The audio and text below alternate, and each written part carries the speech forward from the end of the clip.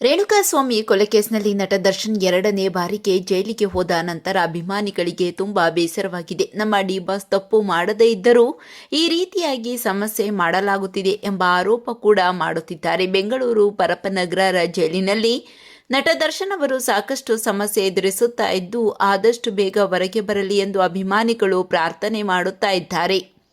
ಇಷ್ಟೆಲ್ಲ ಇದ್ದಾಗಲೇ ದಿಢೀರ್ ನಟ ದರ್ಶನ್ ತೂಗುದೀಪ ಅವರು ಜೈಲಿನಿಂದ ರಿಲೀಸ್ ಆಗುವ ಬಗ್ಗೆ ಗುಡ್ ನ್ಯೂಸ್ ಒಂದು ಕೇಳಿ ಬಂದಿದೆ. ಹಾಗಾದ್ರೆ ಏನಿದು ಗುಡ್ ನ್ಯೂಸ್? ಅದೆಲ್ಲ ಸಂಪೂರ್ಣವಾಗಿ ನೋಡೋಣ ಬನ್ನಿ.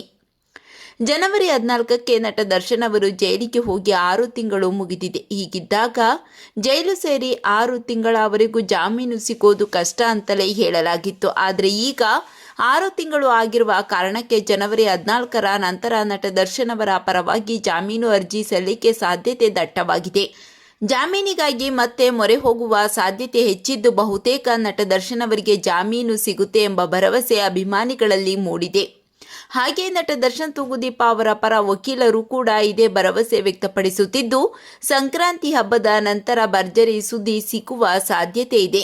ಹೀಗಿದ್ದಾಗ ನಟ ದರ್ಶನ್ ತೂಗುದೀಪ ಅವರು ಜೈಲಿನಿಂದ ರಿಲೀಸ್ ಆಗಿ ಹೊರಗೆ ಬಂದರೆ ಮುಂದಿನ ಸಿನಿಮಾಗೆ ಸಿದ್ಧತೆ ಮಾಡಿಕೊಳ್ಳುವ ಬಗ್ಗೆ ಚಿಂತಿಸಲಿದ್ದಾರೆ. ಹೀಗಾಗಿ ಆದಷ್ಟು ಬೇಗ ಜಾಮೀನು ಸಿಗಲಿ ಎಂದು ಅಭಿಮಾನಿಗಳು ಪ್ರಾರ್ಥನೆ ಮಾಡುತ್ತಿದ್ದಾರೆ.